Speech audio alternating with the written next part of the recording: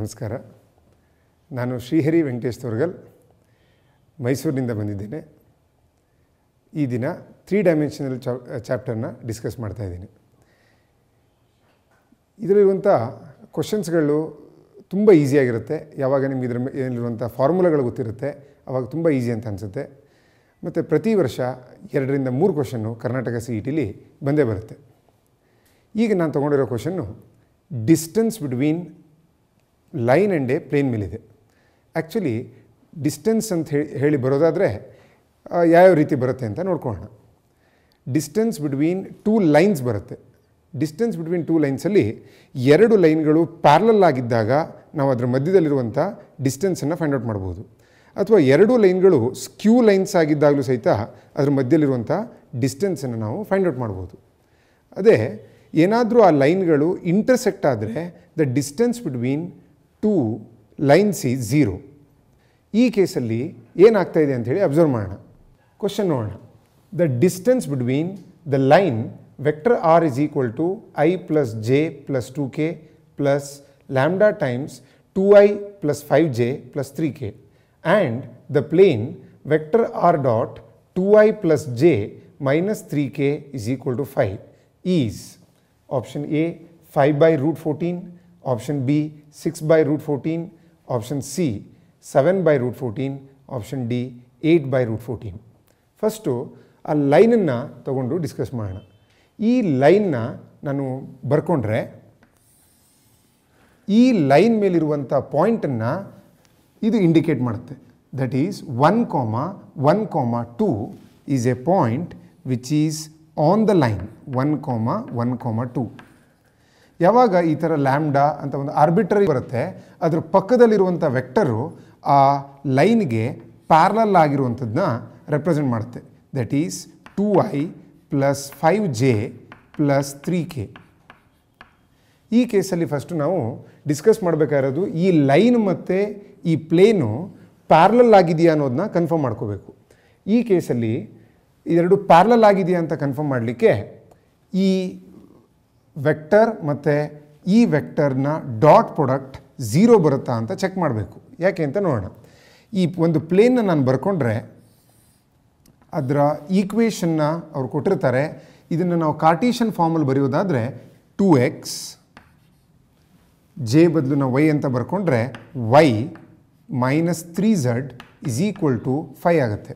ಈ ಪ್ಲೇನ್ಗೆ ಪರ್ಪೆಂಡಿಕ್ಯುಲರ್ ಆಗಿರೋ ವೆಕ್ಟರ್ ಯಾವಾಗಲೂ ಎಕ್ಸ್ ಮತ್ತು ವೈ ಮತ್ತು ಝಡ್ನ ಕೊಯಿಫಿಷಿಯಂಟ್ ಆಗಿರುತ್ತೆ.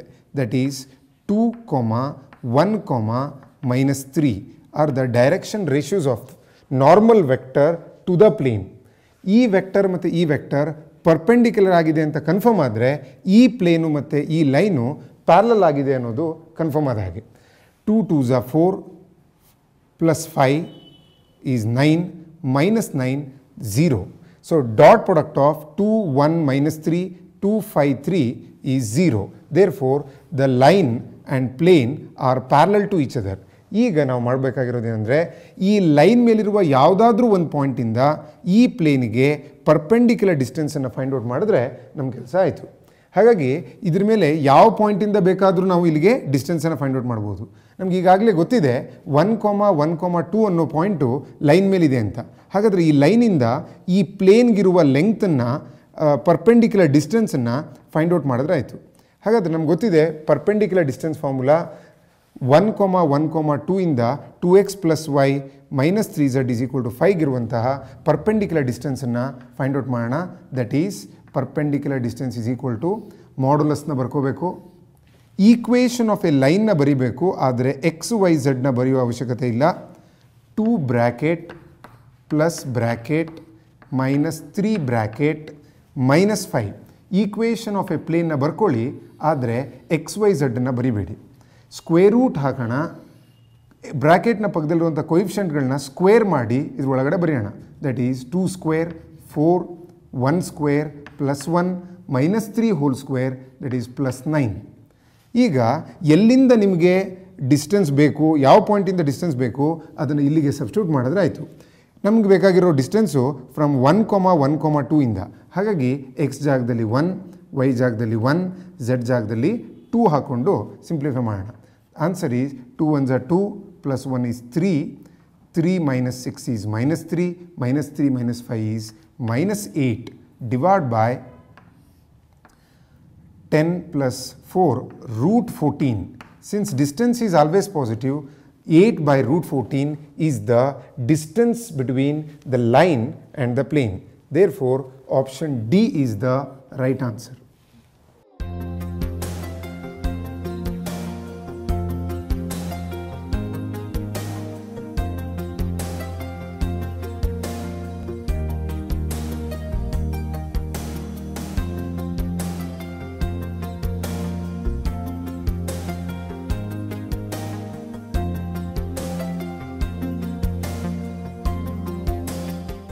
Next question Ivana. A plane which passes through the point 3, 2, 0 and the line x minus 4 by 1 is equal to y minus 7 by 5 is equal to z minus 4 by 4 is option A, x minus y plus z is equal to 1, x plus y, option B, x plus y plus z is equal to 5, option C, x plus 2y minus z is equal to 1, option D, 2x minus y plus z is equal to 5. So, according to the data, the plane which passes through the point, ಅವರು options ಅಲ್ಲಿ ಪ್ಲೇನ್ನ ಈಕ್ವೇಷನ್ಸ್ಗಳನ್ನ ಕೊಟ್ಟಿದ್ದಾರೆ. ಈ ಪ್ಲೇನ್ನು passes through the point 3, 2, 0 ಅನ್ನೋ ಪಾಯಿಂಟ್ನ ಮೂಲಕ pass ಆಗಿದೆ ಅಂತ ಹೇಳಿದ್ದಾರೆ. ಹಾಗಾದರೆ ಈ ಪಾಯಿಂಟು ಈ ಪ್ಲೇನ್ ಮೇಲೆ ಇರಬೇಕು ಅಂತ ಆಯಿತು. ಹಾಗಾದರೆ ಆ ಪಾಯಿಂಟು ಈ ಪ್ಲೇನ್ನ ಈಕ್ವೇಷನ್ನ ಸ್ಯಾಟಿಸ್ಫೈ ಮಾಡಬೇಕಾಗತ್ತೆ. ಚೆಕ್ ಮಾಡಿ ನೋಡೋಣ. ಆಪ್ಷನ್ ಎನ ಚೆಕ್ ಮಾಡಿದ್ರೆ ಎಕ್ಸ್ಗೆ 3, ವೈಗೆ 2, ಝಡ್ಗೆ 0 ಹಾಕ್ಕೊಂಡ್ರೆ 3 ಮೈನಸ್ 2 1. ಆಪ್ಷನ್ ಎ ಅದನ್ನು ಸ್ಯಾಟಿಸ್ಫೈ ಮಾಡ್ತು. ಆಪ್ಷನ್ ಎ ಒಂದು ಆನ್ಸರ್ ಆಗ್ಬೋದು. ಸೆಕೆಂಡ್ ಆಪ್ಷನ್ಗೆ ಸಬ್ಸ್ಟಿಟ್ಯೂಟ್ ಮಾಡಿದ್ರೆ 3 plus 2 plus 0 is equal to 5. 5 is equal to 5. ಈ ಪಾಯಿಂಟು ಸಹಿತ ಸ್ಯಾಟಿಸ್ಫೈ ಆಯಿತು. ಹಾಗಾದರೆ ಆಪ್ಷನ್ ಬಿನೂ ಆನ್ಸರ್ ಆಗೋ ಚಾನ್ಸಸ್ ಇದೆ. ಆಪ್ಷನ್ ಸಿಗೆ ಬರೋಣ. 3 plus 2 2s are 4, 7 minus 0 that is 6 is equal to 1. ಅದು ಸ್ಯಾಟಿಸ್ಫೈ ಆಗಲಿಲ್ಲ, ಅದಕ್ಕೋಸ್ಕರ ಆಪ್ಷನ್ ಸಿ ಆನ್ಸರ್ ಆಗಲ್ಲ. 2 into 3 6 minus 2, 6 minus 2 is 4, 4 plus 0 4, 4 is equal to 5 satisfy ಆಗಲ್ಲ. ಅದಕ್ಕೋಸ್ಕರ ಈ ಮೂಮೆಂಟಲ್ಲಿ ನಾವು ಆಪ್ಷನ್ ಎ ಮತ್ತು ಆಪ್ಷನ್ ಬಿ ಮಾತ್ರ ಆನ್ಸರ್ ಆಗುತ್ತೆ ಅಂತ ಹೇಳಿ ಡಿಸಿಷನ್ ತೊಗೋಬೋದು. ಆಪ್ಷನ್ ಸಿ ಮತ್ತು ಆಪ್ಷನ್ ಡಿ ಏನಿದೆ ಅದು ಆನ್ಸರ್ ಆಗಿ ಚಾನ್ಸೇ ಇಲ್ಲ. ಯಾಕೆಂದರೆ ಆ ಪಾಯಿಂಟು 3, 2, 0 ಅನ್ನೋ ಪಾಯಿಂಟು ಈ ಎರಡೂ ಆಪ್ಷನ್ಸ್ಗಳನ್ನ ಸ್ಯಾಟಿಸ್ಫೈ ಮಾಡ್ತಾ ಇಲ್ಲ. ಹಾಗಾದರೆ ಈ ಆಪ್ಷನ್ ಎ ಮತ್ತು ಬಿದಲ್ಲಿ ಯಾವುದು ಆನ್ಸರ್ ಕರೆಕ್ಟ್ ಆಗುತ್ತೆ ಅಂತ ಚೆಕ್ ಮಾಡಲಿಕ್ಕೆ ಮೊದಲು ನಾವು ಈ ಲೈನು ಸಹಿತ ಈ ಪ್ಲೇನ್ ಮೇಲೆ ಇದೆ ಅಂತ ಹೇಳಿ ಅವ್ರು ಕೊಟ್ಟಿದ್ದಾರೆ. Which passes through the point and also the line ಅಂತ ಕೊಟ್ಟಿದ್ದಾರೆ. ಹಾಗಾದರೆ ಎಕ್ಸು ಮತ್ತು ವೈನ ಮತ್ತು ಝಡ್ನ ಕೊಯಿಫಿಷಿಯಂಟ್ಸು ಇದರ ಜೊತೆಗೆ ಡಾಟ್ ಪ್ರಾಡಕ್ಟ್ ತೊಗೊಂಡಾಗ ಅಂದರೆ 1, 5, 4ನ ಜೊತೆಗೆ 1 minus 1 1ನ ಡಾಟ್ ಪ್ರಾಡಕ್ಟ್ ತೊಗೋಬೇಕು. ಆನ್ಸರ್ 0 ಬಂದರೆ ಅದೇ ಆನ್ಸರ್ ಆಗುತ್ತೆ. ಸೊ ಈ ಕೇಸಲ್ಲಿ ಆಪ್ಷನ್ ಬಿದಲ್ಲಿ 1, 1, 1 ಅಂತ ಇದೆ. ಇಲ್ಲಿ 1, 5, 4 ಇದೆ. ಎಲ್ಲ ಪಾಸಿಟಿವ್ ಕ್ವಾಂಟಿಟಿ ಮಲ್ಟಿಪ್ಲೈ ಆಗಿ ಆ್ಯಡ್ ಮಾಡಿದ್ಮೇಲೆ ವಿಚ್ ಈಸ್ ಮೋರ್ ದ್ಯಾನ್ 1.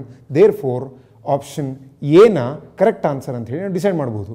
ಒಂದ್ಸರಿ ಚೆಕ್ ಮಾಡಿಬಿಡೋಣ. ಅದಕ್ಕೋಸ್ಕರ 1 into 1 is 1, 5 into minus 1 is minus 5, 4 into 1 is 4, 5 minus 5 answer 0. Therefore, option A is the right answer.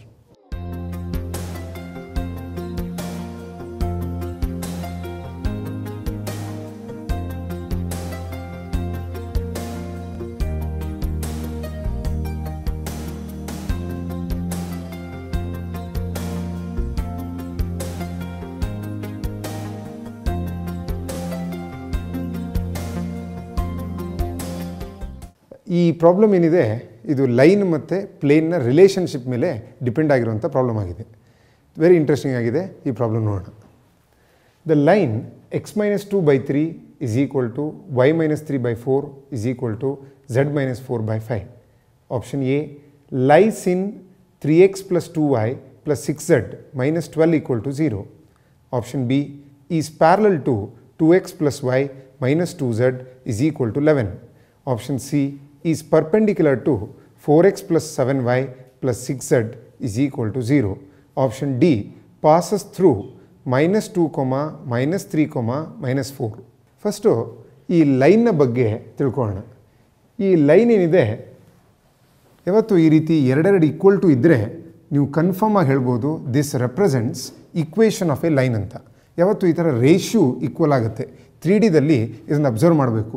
ಎರಡೆರಡು ಈಕ್ವಲ್ ಟು ಇದ್ದಾಗ that represents equation of A straight line. ಈ ಲೈನ್ನ ಮೇಲೆ ಇರುವಂಥ point ಯಾವಾಗಲೂ ಎಕ್ಸ್ನ ಪಕ್ಕದ ಟರ್ಮ್ನಲ್ಲೇ ಇರುತ್ತೆ. ಹಾಗಾದರೆ ಹೇಗೆ ಆ ಪಾಯಿಂಟ್ ಇದರಲ್ಲಿರುತ್ತೆ ಅಂತ ನೋಡೋಣ. ಇದ್ರ ಮೇಲಿರೋ ಪಾಯಿಂಟನ್ನು ನೀವು ತುಂಬ ಈಸಿಯಾಗಿ ಐಡೆಂಟಿಫೈ ಮಾಡ್ಬೋದು. -2ನ ಸೈನ್ ಚೇಂಜ್ ಮಾಡಿದ್ರೆ +2 ಬರುತ್ತೆ, ಅದು ನಿಮಗೆ ಎಕ್ಸ್ ಕೋಆರ್ಡಿನೇಟ್ನ ಕೊಡುತ್ತೆ. -3ನ ಸೈನ್ ಚೇಂಜ್ ಮಾಡಿದಾಗ +3 ಬರುತ್ತೆ, ಅದು ವೈ ಕೋಆರ್ಡಿನೇಟ್. ಝಡ್ನ ಪಕ್ಕದಲ್ಲಿರೋದು -4, ಅದರ ಸೈನ್ ಚೇಂಜ್ ಮಾಡಿದಾಗ +4 ಬರುತ್ತೆ. ಹಾಗಾದರೆ 2, 3, 4 ಅನ್ನೋ ಪಾಯಿಂಟು ಈ ಲೈನ್ ಮೇಲಿದೆ ಅಂತ ಹೇಳಿ ಕನ್ಫರ್ಮ್ ಆಯಿತು. ಹಾಗೆ ಡಿನಾಮಿನೇಟ್ರಲ್ಲಿರುವಂತಹ ನಂಬರ್ಸು ಇದಕ್ಕೆ ಪ್ಯಾರಲಲ್ ಆಗಿರುವಂಥ ವೆಕ್ಟರ್ನ ರೆಪ್ರೆಸೆಂಟ್ ಮಾಡುತ್ತೆ. ಹಾಗಾದರೆ ಆ ವೆಕ್ಟರ್ ಯಾವುದು? 3i + 4j + 5k ಅನ್ನೋ ವೆಕ್ಟರು ಈ ಲೈನ್ಗೆ ಪ್ಯಾರಲಲ್ ಆಗಿದೆ. ಹಾಗಾದರೆ ಆಪ್ಷನ್ಸ್ಗಳನ್ನ ನೋಡೋಣ. Option A lies in 3x + 2y + 6z -12 = 0 ಅಂದರೆ ಅರ್ಥ ಅವರು ಕೊಟ್ಟಿರೋ ಲೈನು ಈ ಪ್ಲೇನ್ ಮೇಲಿದೆ ಅಂತ ಆಯಿತು. ಹಾಗಾದರೆ ಈ ಎಕ್ಸ್ ಮತ್ತು ವೈ ಮತ್ತು ಝಡ್ನ ಕೊಯಿಫಿಷಿಯಂಟ್ ಜೊತೆಗೆ ಇದರ ಡಾಟ್ ಪ್ರಾಡಕ್ಟ್ನ ತೊಗೊಂಡಾಗ ಅದರ ಆನ್ಸರ್ 0 ಆಗಬೇಕು. ಅದಂತೂ ಯಾವುದೇ ಕಾರಣಕ್ಕೂ 0 ಆಗಲ್ಲ. ಯಾಕೆ ಅಂತಂದರೆ 3, 4, 5 ಎಲ್ಲದಕ್ಕೂ ಪಾಸಿಟಿವ್ ನಂಬರ್ಸ್ ಇದ್ದಾವೆ. ಇಲ್ಲೂ ಸಹಿತ ಪಾಸಿಟಿವ್ ನಂಬರ್ಸ್ ಇದೆ. ಏನಾದರೂ ಸಬ್ಟ್ರಾಕ್ಟ್ ಆದಾಗ ತಾನೇ ಆನ್ಸರ್ 0 ಬರೋದು. ಇಲ್ಲೆಲ್ಲ ಪಾಸಿಟಿವ್ ನಂಬರ್ ಇರೋದ್ರಿಂದ ಎರಡು ಮಲ್ಟಿಪ್ಲೈ ಆಗಿ ಇನ್ನೂ ಜಾಸ್ತಿಯಾಗಿ ಆ್ಯಡ್ ಆಗಿ ಜಾಸ್ತಿ ಆಗುತ್ತೆ ವ್ಯಾಲ್ಯೂ, ಅಂದರೆ 0 ಆಗಲ್ಲ. Therefore option A it is not the correct option. ಈಗ ಆಪ್ಷನ್ ಸಿಗೆ ಬರೋದಾದರೆ is perpendicular to 4x + 7y + 6z = 0. ಹಾಗಾದರೆ ಅವ್ರು ಹೇಳ್ತಾ ಇದ್ದಾರೆ this line is perpendicular to ಅಂತ ಹೇಳ್ತಾ ಇದ್ದಾರೆ. ಲೈನು ಈ ಲೈನ್ಗೆ ಪರ್ಪೆಂಡಿಕ್ಯುಲರ್ ಆಗೋದಾದರೆ ಈ ವೆಕ್ಟರ್ ಮತ್ತು ಇದರ ಕೊಯಿಫಿಷಿಯಂಟ್ ಅಂದರೆ 4, 7, 6 ಎರಡು ಪ್ಯಾರಲಲ್ ಆಗಿರಬೇಕು, ಅಂದರೆ ರೇಷಿಯೋ ಸೇಮ್ ಇರಬೇಕು. ಅದಂತೂ ಆಗಲ್ಲ. 3, 4, 5 ಅಲ್ಲಿ 4, 7, 6 ಇದರ ರೇಷಿಯೋ ಸೇಮ್ ಆಗ್ತಾ ಇಲ್ಲ, ಅಂದರೆ ಪ್ಯಾರಲಲ್ ಇಲ್ಲ. ಈ ವೆಕ್ಟರು ಮತ್ತು ಅದರ ಕೊಯಿಫಿಷಿಯಂಟ್ಸ್ಗಳು ಪ್ಯಾರಲಲ್ ಇಲ್ಲ. ಅದಕ್ಕೋಸ್ಕರ ಆಪ್ಷನ್ ಸಿ ಆನ್ಸರ್ ಆಗಲ್ಲ. ಆಪ್ಷನ್ ಡಿಗೆ ಬಂದರೆ ಪಾಸಸ್ ಥ್ರೂ -2, -3, -4 ಅಂತ ಹೇಳಿದ್ದಾರೆ.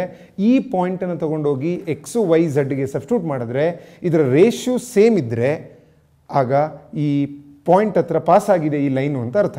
ಚೆಕ್ ಮಾಡಿ ನೋಡೋಣ.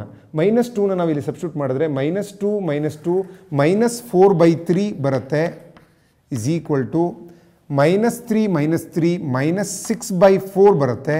ಇಲ್ಲೇ ಆ ರೇಷಿಯೋ ಸ್ಯಾಟಿಸ್ಫೈ ಆಗದೆ ಇರೋದು ನಮಗೆ ಕಾಣಿಸ್ತಾ ಇದೆ. ಹಾಗಾಗಿ ಆಪ್ಷನ್ ಡಿನೂ ಸಹಿತ ಆನ್ಸರ್ ಆಗಲಿಕ್ಕೆ ಚಾನ್ಸ್ ಇಲ್ಲ.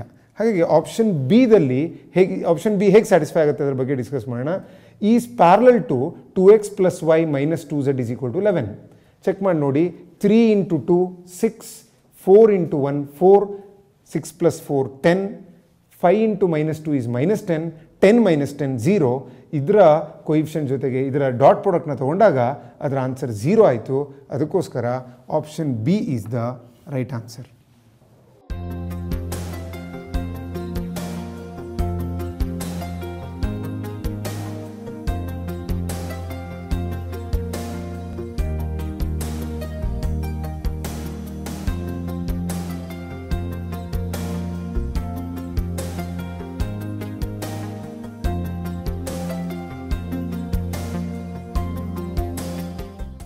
ನೆಕ್ಸ್ಟ್ ಕ್ವಶನ್ಗೆ ಹೋಗೋಕ್ಕಿಂತ ಮುಂಚೆ ಕೆಲವೊಂದು ಕಾನ್ಸೆಪ್ಟ್ಗಳ ಬಗ್ಗೆ ತಿಳ್ಕೊಳ್ಳೋಣ. ಒಂದು ಪ್ಲೇನು ಮತ್ತು ಒಂದು ಪಾಯಿಂಟ್ನ ಮಧ್ಯದಲ್ಲಿರುವಂತಹ ಪರ್ಪೆಂಡಿಕ್ಯುಲರ್ ಡಿಸ್ಟೆನ್ಸನ್ನು ಫೈಂಡ್ ಔಟ್ ಮಾಡಲಿಕ್ಕೆ ಹೇಳಿದ್ರೆ ತುಂಬ ಈಸಿಯಾಗಿ ನಾವು ಕ್ಯಾಲ್ಕುಲೇಟ್ ಮಾಡಿಬಿಡ್ತೀವಿ. ಪ್ಲೇನ್ ಹೀಗಿದೆ, ಪಾಯಿಂಟ್ ಇಲ್ಲಿದೆ, ಇಲ್ಲಿಂದ ಪರ್ಪೆಂಡಿಕ್ಯುಲರ್ ಡಿಸ್ಟೆನ್ಸ್ನ ಫಾರ್ಮುಲಾ ನಮಗೆ ಚೆನ್ನಾಗಿ ಗೊತ್ತಿದೆ. ಆದರೆ ಇದೇ ಪಾಯಿಂಟಿಂದ ಬೇರೆ ಬೇರೆ ಡಿಸ್ಟೆನ್ಸ್ಗಳು, ಅಂದರೆ ಪರ್ಪೆಂಡಿಕ್ಯುಲರ್ ಡಿಸ್ಟೆನ್ಸ್ ಅಲ್ಲದೆ ಇರುವಂತಹ ಬೇರೆ ಬೇರೆ ಪಾಯಿಂಟ್ಗಳನ್ನ ನಾವು ಫೈಂಡ್ ಔಟ್ ಮಾಡಬೇಕು ಅಂತಂದರೆ ಯಾವ ರೀತಿ ಮಾಡಬೇಕು ಅನ್ನೋದು ಈ ಪ್ರಾಬ್ಲಮಲ್ಲಿದೆ. ಅದ್ರ ಬಗ್ಗೆ ಡಿಸ್ಕಸ್ ಮಾಡೋಣ. ಫಸ್ಟು ಪ್ರಾಬ್ಲಮ್ ಓದೋಣ.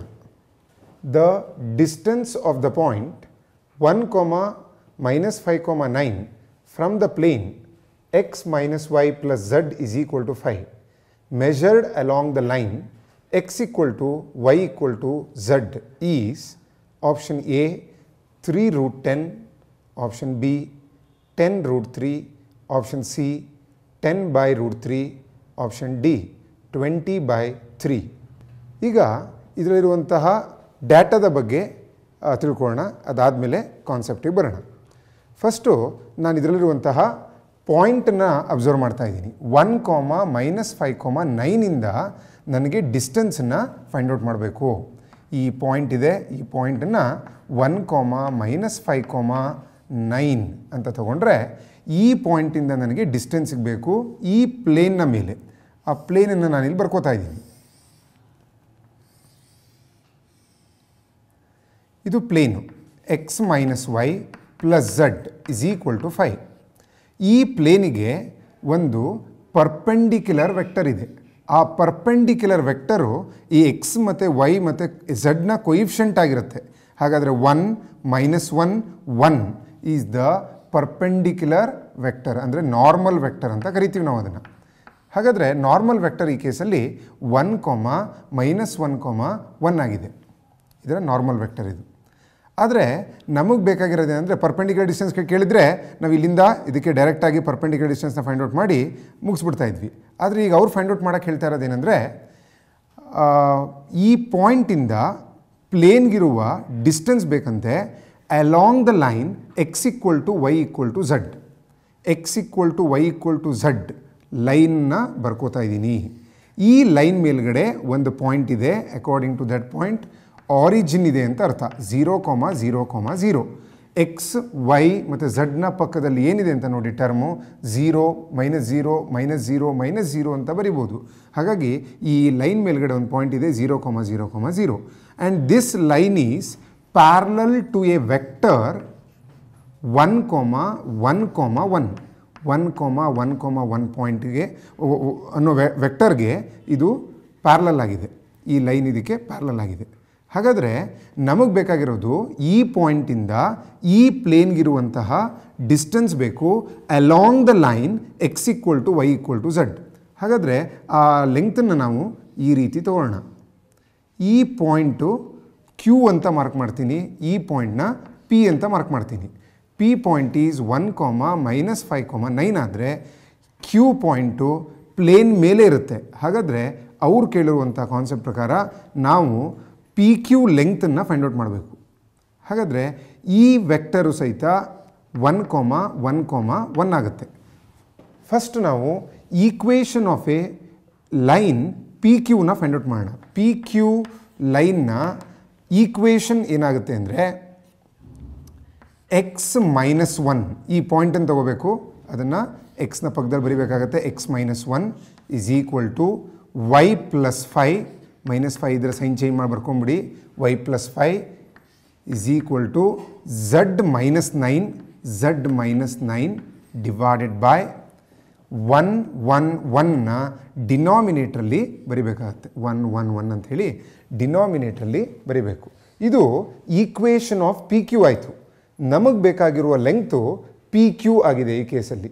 ಈ PQ ಲೆಂಗ್ತನ್ನು ಫೈಂಡ್ ಔಟ್ ಮಾಡಲಿಕ್ಕೆ first any point on the line PQನ ಫೈಂಡ್ ಔಟ್ ಮಾಡೋಣ.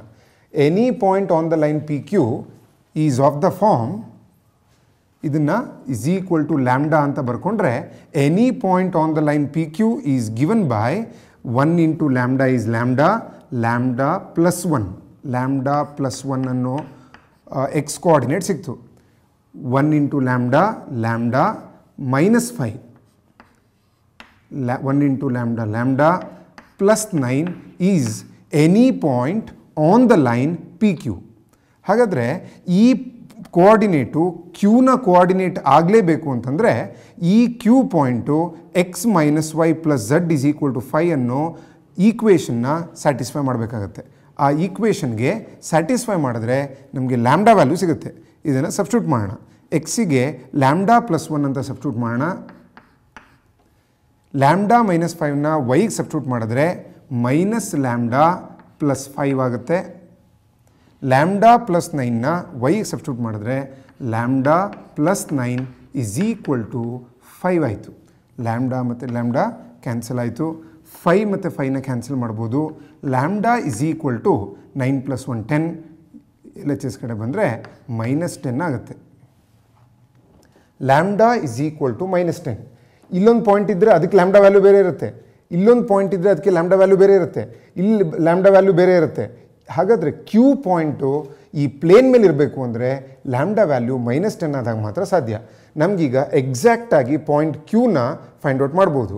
ಅದೇನೆಂದರೆ ಲ್ಯಾಂಬ್ಡಾ ಇಸ್ ಈಕ್ವಲ್ ಟು -10ನ ತೊಗೊಂಡು ಹೋಗಿ ಈ ಕೋಆರ್ಡಿನೇಟ್ಗೆ ಸಬ್ಸ್ಟಿಟ್ಯೂಟ್ ಮಾಡಬೇಕು. -10 + 1 ಈಸ್ -9. ನಮಗೆ ಕ್ಯೂ ಪಾಯಿಂಟ್ ಸಿಗ್ತಾ ಇದೆ ಈ ಕೇಸಲ್ಲಿ. -10 - 5 ಈಸ್ -15. -10 + 9 ಈಸ್ -1. ಈ ಕ್ಯೂ ಪಾಯಿಂಟು ಸಿಕ್ಕಾಯಿತು. ಹಾಗಾದರೆ ಅವ್ರು ಫೈಂಡ್ ಔಟ್ ಮಾಡೋಕ್ಕೆ ಹೇಳಿರೋದು ಲೆಂಗ್ತ್ ಪಿ ಕ್ಯೂನ ನಾವು ಎರಡಕ್ಕೂ ಡಿಸ್ಟೆನ್ಸ್ ಫಾರ್ಮುಲಾ ಹಾಕಿದ್ರೆ ಪಿ ಕ್ಯೂ ಲೆಂಗ್ತ್ ಸಿಕ್ಬಿಡುತ್ತೆ. ಹಾಗಾದರೆ ಪಿ ಕ್ಯೂ ಲೆಂಗ್ತನ್ನು ನಾವು ಫೈಂಡ್ ಔಟ್ ಮಾಡೋಣ.